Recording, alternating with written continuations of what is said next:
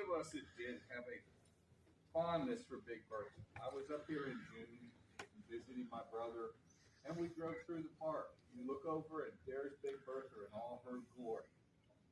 Hasn't changed much.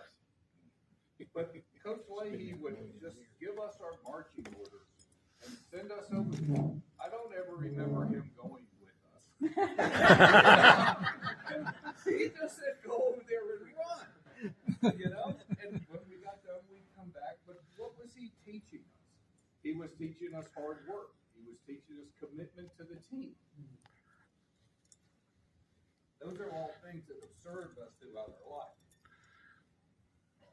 We also had, some of you will remember the map where we ran from Maine to Florida. And we all were responsible for logging in our miles and making sure we made that trip. Again, we're learning accountability and teamwork through that event. But the one that I just love the most is the quarter-mile repeats during spring season. Lord help us. That's where we learned that love hurts. Because he would run us and run us and run us, But he loved all of us. I mean, he made us strong. He made us faster. He made us tougher. He taught us guts. There are other events, but I'm sure others of you would like to talk about those as well. So if you would join me in raising your glass, I'd like to toast Coach Leahy, and my brother said Mr. Leahy to us, for his presence and his teachings to us over all those years. Coach, hear, hear.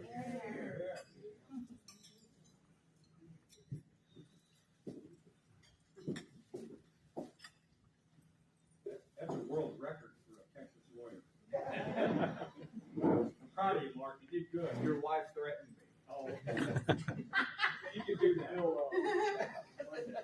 The other thing, a little inside baseball about this event, there was a committee to help put it together, and I'll recognize them at the end, but I want you to know that when we consider locations, one of the locations was actually at Costa Park, Clinton Regional Park back in Clinton, where the cross country, that was our home course back in the day. And actually I contacted the Nature Center, this is before the coach recommended this much nicer place. I contacted the Nature Center at the park, and I said, hey, we have this reunion, and they said, sure, well, you can use our room. And then it dawned on us. The Nature Center, the loop around the Nature Center, the 1 mile loop around the Nature Center with the hills. And I thought, he's going to show up with a stopwatch. So we quickly said, no, let's go to the place you recommended. And then I drive up, and there's a damn golf course. Remember, our state championship cross countries were always on golf courses. Somebody keep an eye on you. They have a stopwatch. Anyway, this is a great location. I'm glad you picked this for us. It's time to eat. I'm giving the high sign. It's time to eat, and you all look hungry. I'm going to ask Glenn Hammond to come forward, stand in this place, and bless the event and bless the meal. What? Our Father God, we thank you that we could be here. Thank you that Mr. Leahy could be here with us. We thank you that you have preserved our life up to this time and given us meaning in our life. We ask you to bless this food, sanctify it to our bodies for your glory. And we pray that this gathering would be honorable to our coach, Mr. Leahy. And most of all, dear Father, it would be honorable to you. We pray in Jesus' name, amen. Amen. We will release the tables. We're going to release our treasured guest first. If you ladies want to go up and get it. Plus, we want you to taste it anyway to make sure it's good.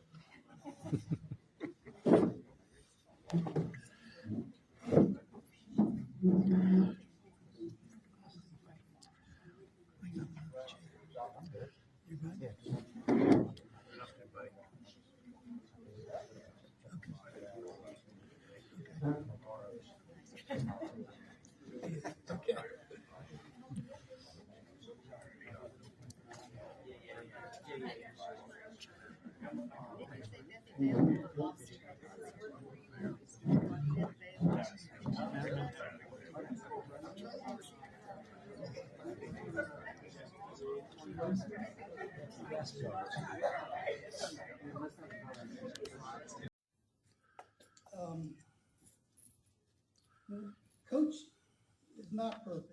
He kind of failed to do a few things. He failed to recognize some of our teammates for some of the things they've done in the past. So I'm going to recognize them during my talk. Now, Coach, he taught us how to pace ourselves, and we pushed ourselves, run it fast we could, but we had to make it through the 3 mile. So we maintained our pace throughout, and then sprint at the end. And all the team members, they learned this except for Wayne Taylor. Now Wayne, he had a lot of speed, so he used that speed to win the first 400 yards of the race, and then lactic acid would set in, he'd go into glycogen jet, and then he'd start gasping for air, and he unfortunately wasn't able to maintain his pace, but he did look good at the beginning of the race. So for Wayne's inability to control his adrenaline, particularly when we had a wide open field to start a race in, where everyone could see him, he was awarded the best start. He's going to get the best start award. All right, Wayne, go on. No, go ahead.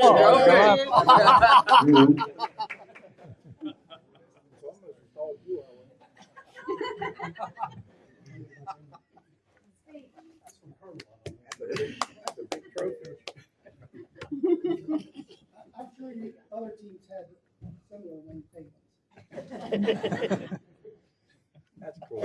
We all have our strengths and weaknesses in running. I've been known to take a wrong turn or two on the races. We ran at Friendly High School, and I was leading the race, and I was pointed in the wrong direction by the opposing team.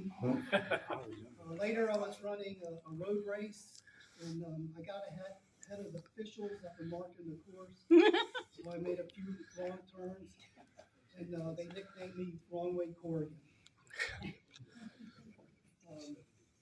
In the fall of 1972, we took a charter bus and we went to New York. We went to New York. We went at Van Cortlandt Park.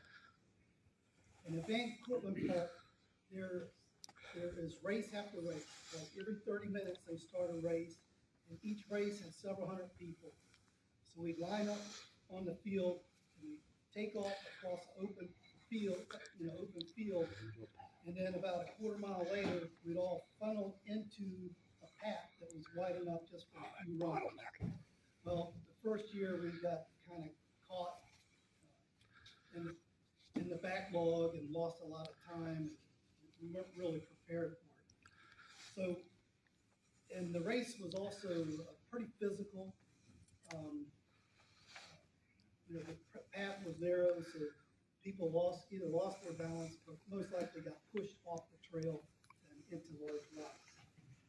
The next year, we went back to New York to run at Van Cortlandt Park, and we were determined to get a better start. We were much better prepared. But Mike Woods was more prepared than anybody else. Because when they called us to the line to start the race, Mike took off. And they said, on your mark, set, and the gun went off, and Mike was halfway across the field. And they were not going to stop any races because they had a tight time schedule that they had to keep. So for Mike's quick wit, he's awarded the Smart Runner Award.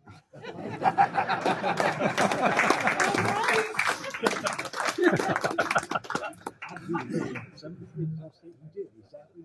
The guy got the gun and said, "Runners, to your mark." He took off running. He's still running. I've never been called smart before. As Mark Wagner was saying, this team ran from Maine to Florida. We went to Well, our team, Coach did a little bit different for us. During our senior year, he put up a map of the U.S. And we were going to run across the U.S. to California and back. And he also put photos of all the runners and a little caption of what they were accomplished and what they were expected to do in the future. And we ended up running to California and back. Now, as Chris was saying,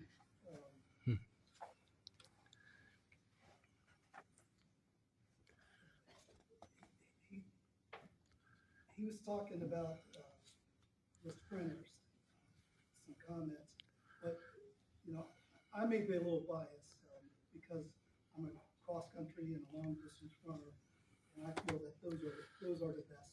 And, you know, as Chris was saying, the sprinters and also the field event athletes, they would complain if they had to run over 150 yards. And if you would track their mileage over the season, it wouldn't have got them out quick. Now, I mentioned Tim Bridges. Tim Bridges, he was a sprinter, very good quarter miler, very good hurdler. And he also ran cross country, but he hated it. So he would do whatever possible to avoid having to run very far. Both of us ended up going to VMI together. And Tim, you know, when you go to VMI, it's a military school, so the purpose of going there is to get your degree and then go into the service. So Tim did some research and goes, what branch of service am I going to go into? So I looked at the Navy and saw that the Navy required a 1.5 mile run in their annual physical fitness test. So then you look at the Army, and the Army required a 2 mile run for their annual physical fitness test. You looked at the Marine Corps, and the Marine Corps required 3 miles 2 times a year. And so we looked and he saw the Air Force and saw that they only required a brisk 1 mile walk in between coffee breaks.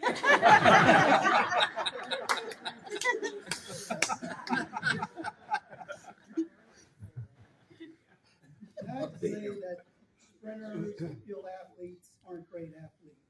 It's pretty impressive that they can make it completely around the track without stopping. But I consider, you know, anyone that runs under the half mile, you know, to be a sprinter. And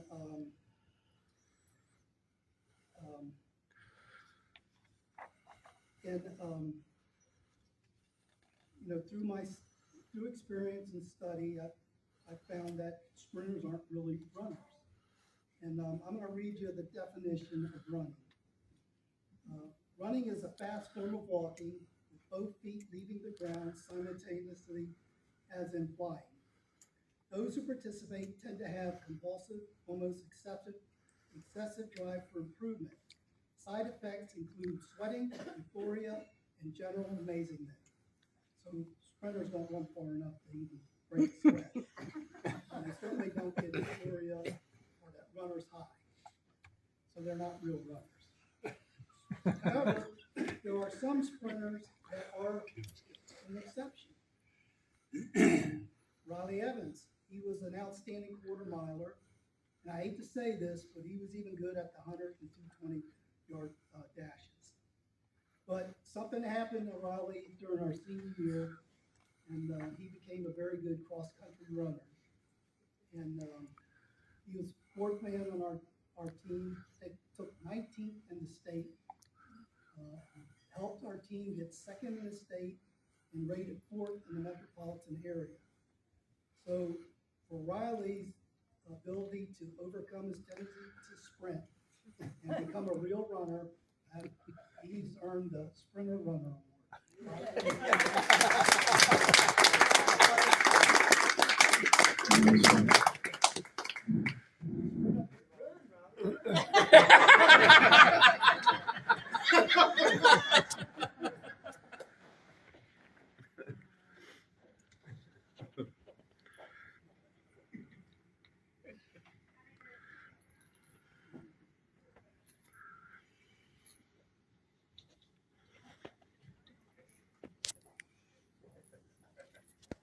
Now, what does that say about Coach Leahy?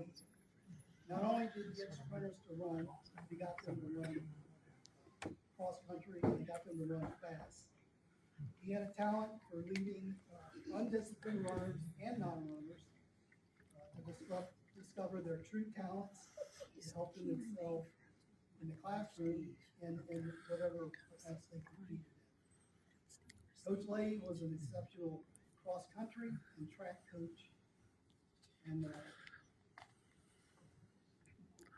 Chris already told you, but I asked him how he got into track. He said because the position was available, but he really didn't know what was required. But he learned very quickly. And so I'm very grateful that he became our coach and made the sacrifices to spend the time with us. I'm also very grateful that Mrs. Leahy supported his decision despite knowing that there'd be a lot of time away from home. We've all had some various experiences while in high school, and Coach helped make mine exceptional. I got to travel out of the area to other states.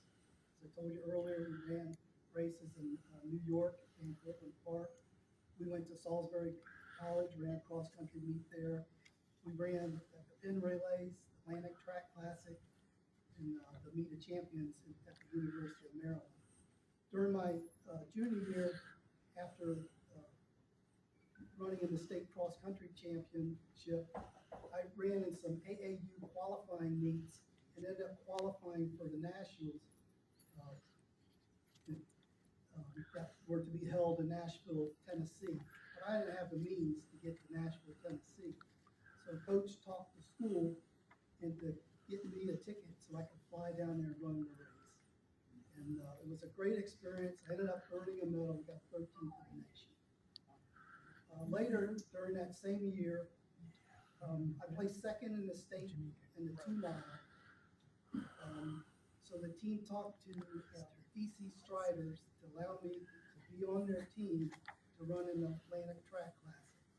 Now, I didn't have as fast as time as a lot of the other 2-milers that were on our team, but Coach had a lot of confidence in me, and I ended up running pretty good. I got 5th in the race and lowered my personal record down to 9:27. The second year, I didn't fare quite as well.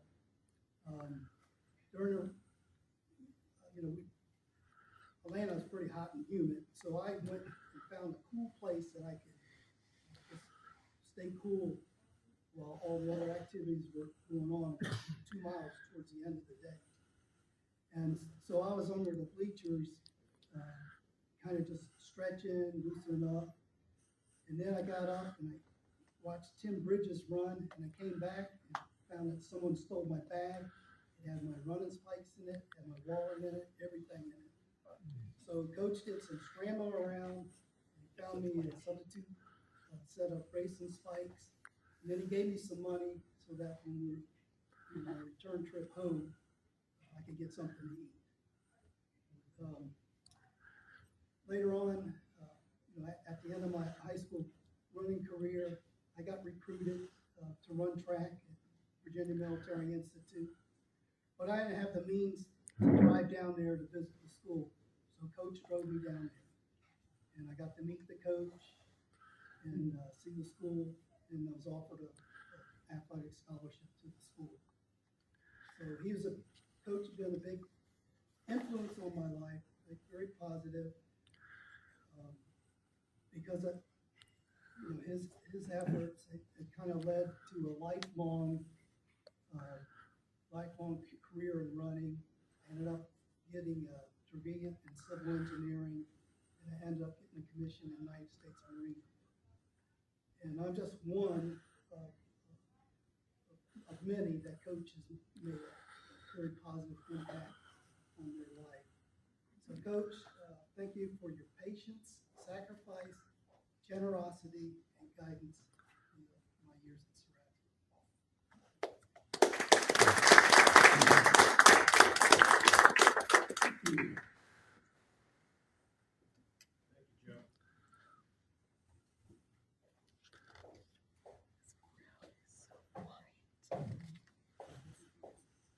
Unlike Joe, I never got lost on the in a race cross country because there was always a lot of people in front of me to follow.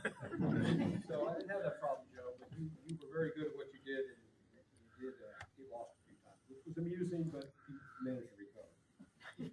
next one I want to have come up and share with us for a little while is Tim Bridges, the one that hates cross country. Come on up, Tim, to share with us.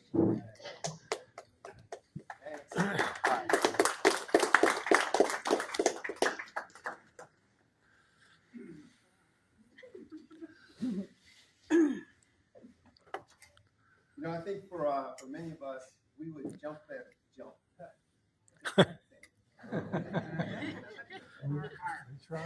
We jump at the chance to go back and visit with, talk to, and tell stories with people who had impacts on our lives. And Mr. Leahy, you have had a huge impact on a lot of lives, and especially mine. So I just want to take a minute to say thank you and maybe talk a little bit about some of the things that you've made a difference. You know, it's really Coach who I think is the one who saw something in me. I had a lot of anxiety. Y'all may remember, I know my table remembers school bus. I had a lot of anxiety about that. And he helped me get my act together. He really did. But I think for me, he was more than just a coach. He was my mentor. He was my mentor on the track. He was my mentor in the classroom. And I don't think you know how much you meant to me. You made a big difference. But you really set me on the path, not only as an athlete, but as a young man, as an adult, as a professional, and as a very determined young man. I became very hard-headed thanks to you. Coach, I don't know how you figured it out, but you saw something in me. You took a Team B cross-country runner, because I hate cross-country.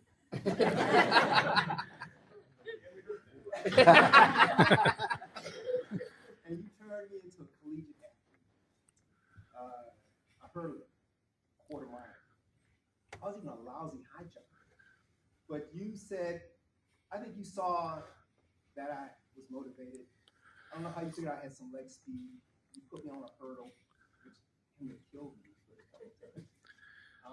And you just kept pushing. You kept inspiring me, kept me going. You helped me again get over some of my anxieties.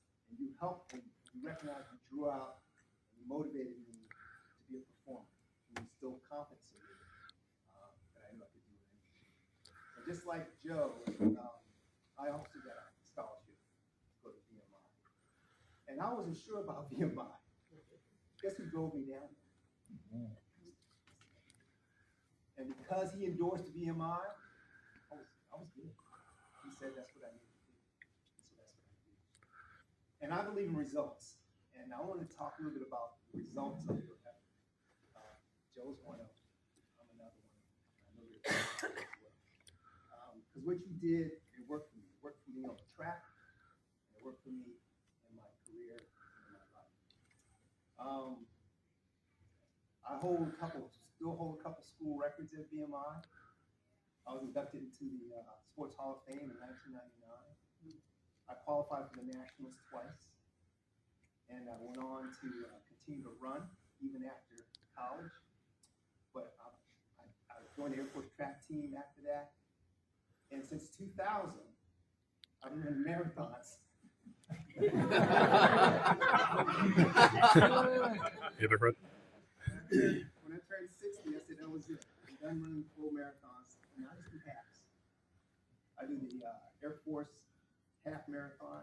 I just did that in September, earlier this month. I ran the Marine Corps half, and I just found out the Coast Guard has one, so I'll do the Coast Guard half as well. And I'm going to do the Army 10 miler in October. So it stuck with me, and you taught me that you go with what works. And running has worked for me, and it has worked for me throughout my entire career. For those of you who probably picked up, this guy decided to join the Marine Corps. I looked at that, and I said, I know. At VMI, you have to pass 3 things to graduate. You have to pass boxing, wrestling, and swimming. I did not know how to swim when I went to VMI. I got a C. So 27 years later, finished my military career as a colonel, 06, and I came into the civil service, and now I'm at the top of the tier as a senior executive service member in Tier 3, SES, working in the. So, Coach, I want to say thank you, and for Joe, I got something I want to bring up for you. I did a little digging, and this is cool. We used to have, you remember the cadet? Did a paper, did an article on me one year, and they started talking about, they wanted to know my high school, prowess, what I did and everything. And I'm not going to read it all to you, but graduated from Ratsville High School, averaging 4 events a meet. Thanks a lot. High hurdler, quarter miler, mile relay, et cetera, et cetera, et cetera. But in the end here, they said Tim won both the Scholastic Athlete Award and shared the Outstanding Athlete Award with Joe Jones. So you had a twofer. So, Yeah. Coach, I just want to say thanks. And there's a tradition in the Air Force and services that when you really want to recognize somebody, say thanks, that you point it.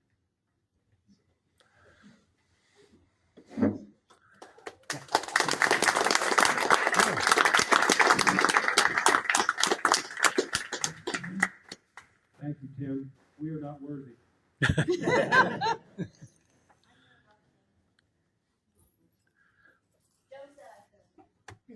Right? Yes. You don't need Joe's permission. It's my wife. So, I am Chris's wife, and I was a scorekeeper along with Sue and Kathy and Peggy. All of our high school careers, we had a blast. We loved Mr. Leahy, and we are one of the ones, Sue and I, were fortunate enough to have Mrs. Leahy. But one of the things that I think you might not realize is we wanted to make it fun, not only for the team, but for the scorekeepers. So Sue always made cookies. We always had M&Ms, Hornet Power, which I really don't remember the big peanut, but I believe the rest of you. Anyway, one of the other things that we did was every spring we voted on who had the sexiest legs of the team. No. And you were allowed to say sexy back then. Thank you very much. So if Tim would come up here, this one, or this one, don't tell. Chris won sexiest leg of the team for 74, and Tim won for 75, and we just found out that they were honored. I don't think Chris did, but Tim got, because it was 75, Tim was awarded Flower Power socks, which we just found out he still has. And then the state meet, do you remember this? At the state meet, Tim went behind the bleachers or somewhere and put these bright Flower Power socks on right before he was ready to run the hurdles. And I thought, I saw him coming out with the rest of the hurdlers. I was like, Mr. Leahy is going to be so upset with us because Tim is not in his uniform. So anyway, in honor, They were looking at his legs. They didn't notice the socks. in honor of being awarded the sexiest leg of the team, thank you. Congratulations, because I don't know about Crystal back there, but Chris still has sexy legs.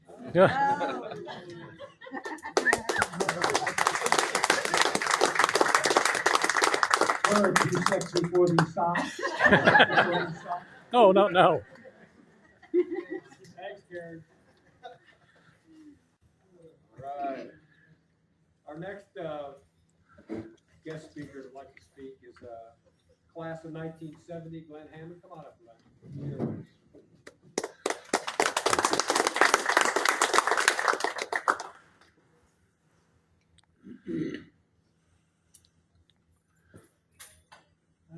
I joined the cross-country team because my older brother Wayne did very well. He graduated in '67. And by the way, Mr. Leahy, Wayne married Georgiana Bainey, who was also on the track team, and they're still very happily married today. So I wanted to follow that good example of my brother. And I really loved cross country. And I have 3 stories I want to tell. The first is our home track course at the Clinton Regional Park had what I call a killer hill. Mr. Leahy would have us sprint up that hill over and over again, repeatedly, and I don't think anyone was too happy about that.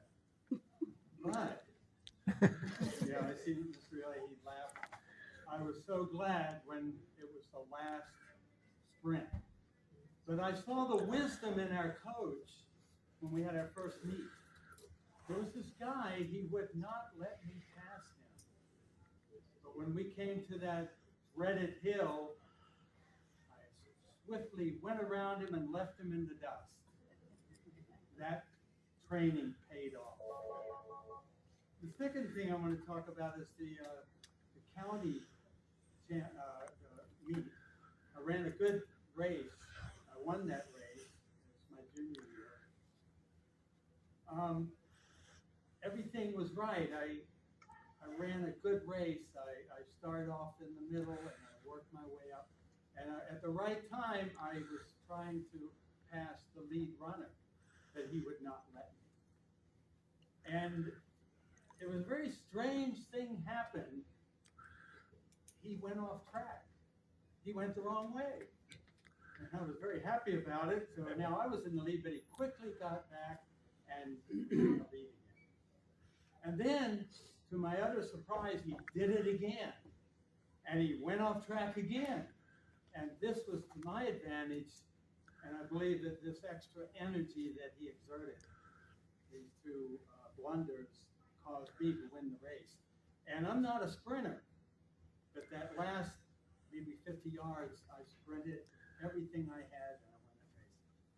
Now, this has been a lesson to me, a life lesson, getting off course. Because later in life, I realized that God has sovereignly arranged the course of life for every one of us, fitting to our disposition and our history and everything. And I basically, after my cross country, my heart, my passion was for boxing. I had looked for a boxing team since elementary school. I've made a boxing ring in my backyard. I punched the boxing bag every day in my basement, but I couldn't find a team. And finally, after I won that county championship, I found a boxing team, Hillcrest Heights Boys Club, and I did very well. So I decided that my running career was over. It was boxing. My view, my aim was for this 1972 Olympics, and I did exceptionally well that first year. But after that, in my senior year, as that young man got off course, I got off course in my life. After boxing didn't work out for me, I got distracted and got interested in other things that were, I consider today, just vanity. And I got off course, and it wasn't for God's mercy, I could have destroyed myself. But in 1972, March the 12th, I heard the gospel. I believed in the Lord Jesus. I was saved, born again, and my whole life changed. And I found out God's purpose for my life, and I got on course. And I want to tell you, the third thing that impressed me about Mr. Leahy, our coach, is that he talked about team effort. He said, cross country is a team sport, not an individual sport. And I listened to that. I was surprised. He said, you could win the race, but the team would lose. So he encouraged the team, the faster runners, to encourage the slower runners and exhort them, encourage them to run faster. I took it to heart, but I don't know that I ever practiced that. But after I became a Christian, I realized I'm on a heavenly track team now. I'm running a race, and the Bible says that we run with endurance the race set before us, looking way unto Jesus. And now I can honestly say I am not just for myself winning this race, but I am for my fellow Christians and fellow mankind to help everyone I can to win this race. I want to just express my appreciation to Mr. Leahy, to Coach Leahy. I felt that he was an inspiration to me in my senior year because I had decided that boxing was not going to be my career. That's when I went downhill. That's when I went off course. And I knew Mr. Leahy knew about it and was disappointed in me. And that bothered me. So 2 years ago, I was meeting with Wayne Tatum and 2 other schoolmates. And when one brought out the yearbook and I saw a picture of Mr. Leahy, I said, I want to see him if he's still alive. I want to see him again. And I thank God that this all got worked out. And when I heard he went in the hospital, I prayed much that he was well. That was for you. I thank God for the character that was formed in me, with Mr. Leahy being part of that influence in my life. Thank you.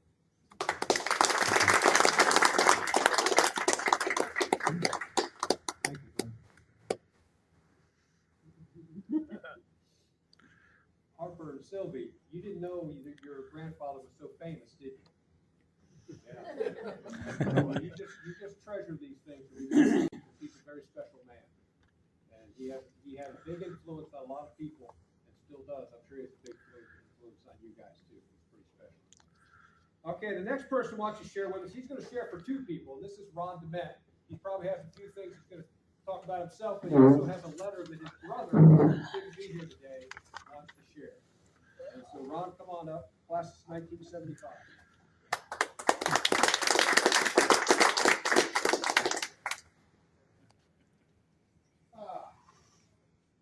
Yeah, I will start off with my brother, Doug.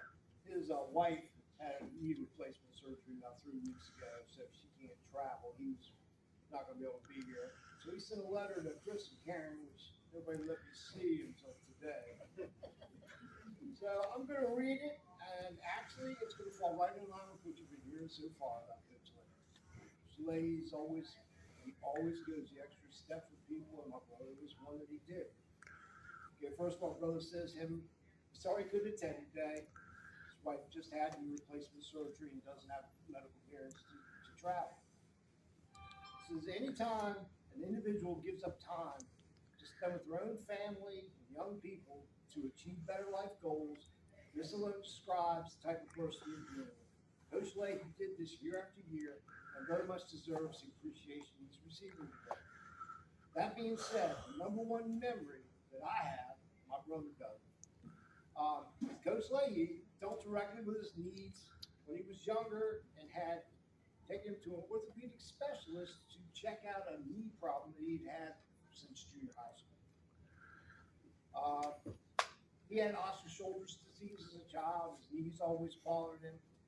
Ever since we were at Boys and Girls Club, junior high, they would pull him in and out of sports because his knees would swell up and he'd have a lot of inflammation and problems with it.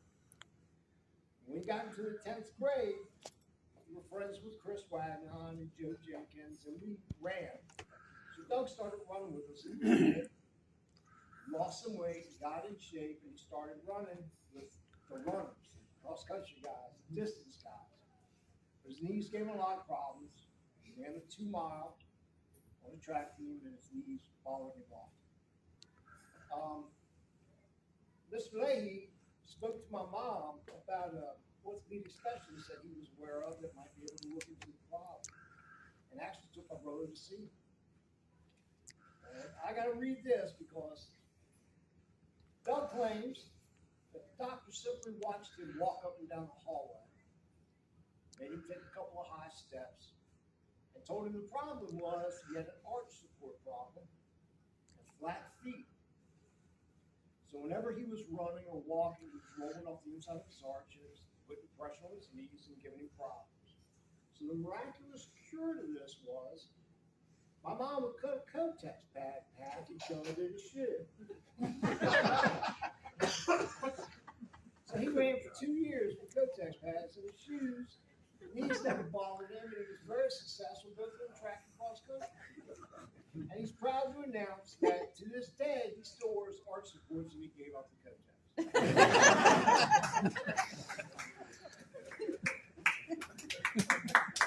All right, I don't want to just parading what everyone else is already saying. The truth of the matter is this. I look around this room and I don't think it's a coincidence that some of the guys that are here, the women obviously the scorekeepers, guys that I ran with, they were on those teams. You know what I mean when I say those teams, okay? I mean, Tony and Matt, Rob, come to make you work. But you couldn't let those guys down. It wasn't just cross country, the top 5, 6, 7. It wasn't just the track team, the guys that were running the mile and the 2 mile. Look, I saw his batch more than anybody in the world. Okay? But there's all those other guys. It was the Bill Thomases and Terry Hemmings, the guys that knew they were never going to be in the top 5 in a cross country race. They showed up every single day. They ran that 1 mile loop, that 2 mile loop. They ran up and down that hill. And some of y'all, because Joe was a wrestler, nobody's mentioned the fun times running around the hallways all winter. Nothing was more absurd than that. And those guys were there every day. After school, they show up, they busted. Afterwards, they just sit on that bench in that locker room, dying just like we were. And they knew they weren't ever going to get runners up the school. They weren't ever going to be on the step sheet. They were. Those were the guys that we performed for. We're the ones that huddled underneath the bleachers to stay out of the sun. Indoor meets are over a corner with a pile of stuff. Cross country, just trying to stay warm. All those guys were there with you. They were the best bunch of people in the world. And all that training and all that hard work, quarters, time trials. This man walked back and forth across the infield. That picture right there with that green windbreaker threw 2 stopwatches of him yelling splits. Tell me you don't remember that. 29, 30, 31, 42. It was unbelievable. I was just unbelievable. And I think what you learned there was not just about sports, and it wasn't just about teammates, it was about life.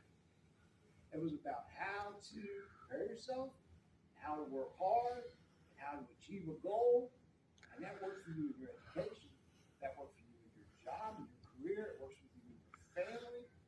And you learn a lot of stuff when you can just a dumb little 14, 15, 16-year-old, because this man beat you into it. Look, I don't think you could ever say too much for the people in your life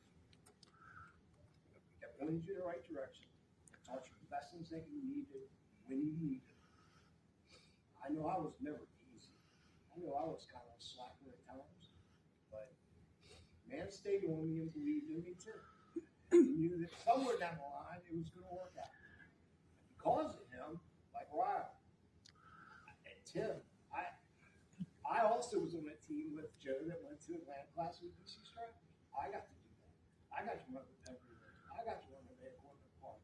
And I got recruited into college. And I got to run the Indoor Nationals in the Greensboro Coliseum. And I got to run against Mike Boyd, Steve Prefontaine, and John Marsh. And I met Mary Decker before she was Tab Slaney. I mean, these were my heroes. And the only reason I ever got put in that position is that man right there. I appreciate it. I think we all appreciate it. Thanks.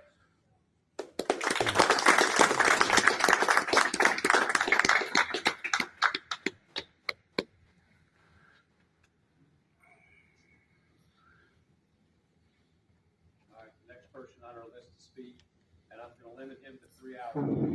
Is Wayne Taylor. The system has never recovered. That day, we had 2 groups of kids come to our school. Their school too. They had no choice. A bunch of them came from almost a brand new school, Largo. The other bunch came from City, which is newer than me. It was unfortunate that it happened, but it happened.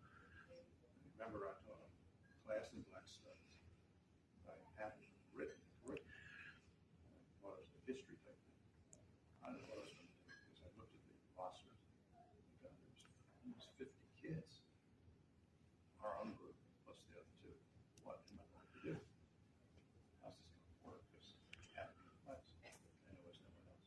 So what I did was simply what I do, like cross country, we work together. We're gonna build a school right here in Foot Hill. And we got cardboard together and paint, and we built a school bus. And the kids, we come into the class and sit down. They're getting bused to this old ramshackle school. They're trying, we didn't have fire doors. Much everything else. It's amazing when you think about it. The 1970s, this happened.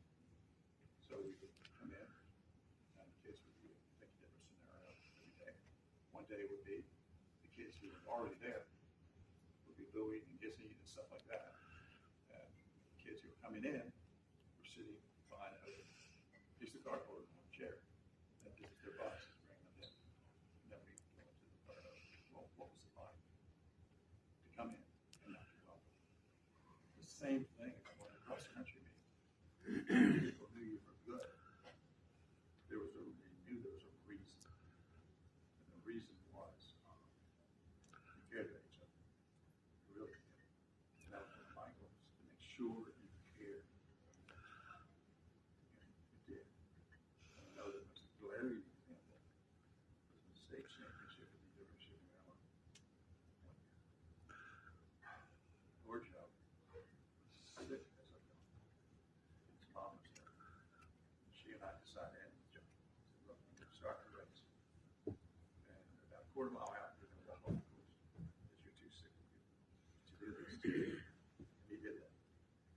The guys, the rest of the other 6, ran the best race of their life, trying to find Joe. Where is he? Is he okay? Well, no, he's not okay. He's not here. He's not home. Well, what was wrong? We don't know. But he shouldn't have been running. We do know that. And the guys, we almost won in spite of it. Because if you don't know cross